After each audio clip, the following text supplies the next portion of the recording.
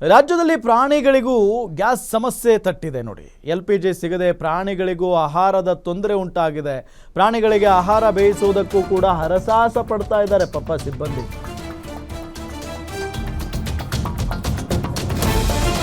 ಒಂದು ಕಡೆ ಜನರಿಗೂ ಕೂಡ ಸಮಸ್ಯೆ ಆಗ್ತಾ ಇದೆ, ಮತ್ತೊಂದು ಕಡೆ ಮೂಕ ಪ್ರಾಣಿಗಳಿಗೂ ಕೂಡ ಆಹಾರದ ಸಮಸ್ಯೆ ಆಗ್ತಾ ಇದೆ. ಪ್ರಾಣಿಗಳಿಗೆ ಆಹಾರ ಬೇಯಿಸೋದಕ್ಕೂ ಕೂಡ ಗ್ಯಾಸ್ ಸಿಲಿಂಡರ್ಗಳಿಲ್ಲ. ವಿ ಸೇವ್ ಅನಿಮಲ್ಸ್ ಟ್ರಸ್ಟ್ನಲ್ಲಿ ಗ್ಯಾಸ್ಗಾಗಿ ಪರದಾಡುವಂಥ ಪರಿಸ್ಥಿತಿ. ಕನಕಪುರ ರಸ್ತೆ ಕಗ್ಗಲೀಪುರದಲ್ಲಿರುವಂಥ ಪ್ರಾಣಿ ಆಶ್ರಯ ಕೇಂದ್ರದಲ್ಲಿದ್ದಾವೆ ಸುಮಾರು 300 ಮೂಕ ಪ್ರಾಣಿಗಳು. ಕಮರ್ಷಿಯಲ್ ಗ್ಯಾಸ್ ಸಿಲಿಂಡರ್ ಸಿಗದೆ 2 ವಾರಗಳಿಂದ ಸೌದೆ ಮೊರೆ ಹೋಗಿದ್ದಾರೆ. ಸರ್ಕಾರದಿಂದ ಪೂರೈಕೆ ಮಾತು ಬಂದಿದೆ, ಏಜೆನ್ಸಿಯಿಂದ ಗ್ಯಾಸ್ ಇಲ್ಲ ಅನ್ನೋ ಮಾತು ಕೇಳಿ ಬರ್ತಾ ಇದೆ. ಡಬಲ್ ರೇಟ್ನಲ್ಲಿ ಗ್ಯಾಸ್ ಖರೀದಿ ಮಾಡೋದಕ್ಕೆ ಆಗ್ತಾ ಇಲ್ಲ. ನೋಡಿ ಅಲ್ಲಿ ಪಾಪ ಸಾಕಷ್ಟು ಶ್ವಾನಗಳಿದಾವೆ, 300 ಶ್ವಾನಗಳಿದಾವಂತಲ್ಲಿ. ಈಗ ಅವುಗಳಿಗೆ ಆಹಾರ ಬೇಯಿಸಿ ಹಾಕಬೇಕು ಅಂತ ಅಂದರೆ ಗ್ಯಾಸ್ ಸಿಲಿಂಡರ್ ಬೇಕೇ ಬೇಕು.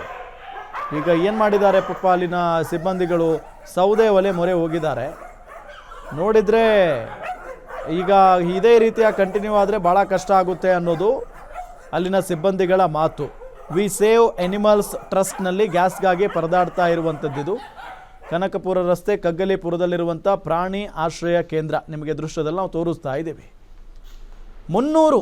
ಸುಮಾರು 300 ಮೂಕ ಪ್ರಾಣಿಗಳು ಇದಾವಲ್ಲಿ. ಕಮರ್ಷಿಯಲ್ ಗ್ಯಾಸ್ ಸಿಲಿಂಡರ್ ಸಿಗದೆ 2 ವಾರಗಳಿಂದ ಸೌದೆ ಮೊರೆ ಹೋಗಿದ್ದಾರೆ ಅಲ್ಲಿನ ಸಿಬ್ಬಂದಿ. ಸರ್ಕಾರದಿಂದ ಪೂರೈಕೆ ಮಾಡಲಾಗುತ್ತೆ ಅನ್ನೋ ಮಾತು ಬರ್ತಾ ಇದ್ದರೆ ಈತ ಏಜೆನ್ಸಿಗಳು ಹೇಳ್ತಾ ಇದ್ದಾವೆ ಗ್ಯಾಸ್ ಇಲ್ಲ ಅಂತ ಹೇಳಿ.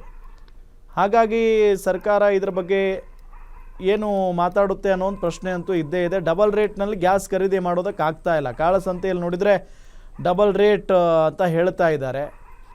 ಸೊ ಮೂಕ ಜೀವಿಗಳಿಗೆ ಕೈಲಾದ ಸಹಾಯ ಮಾಡಿ ಅಂತ ಹೇಳಿ ಮನವಿ ಮಾಡಿಕೊಂಡಿದ್ದಾರೆ. ಗ್ಯಾಸ್ ನೀಡುವ ಮೂಲಕ ಬೆಂಬಲಿಸುವಂತೆ ಟ್ರಸ್ಟ್ ಮನವಿ ಮಾಡಿಕೊಂಡಿದೆ.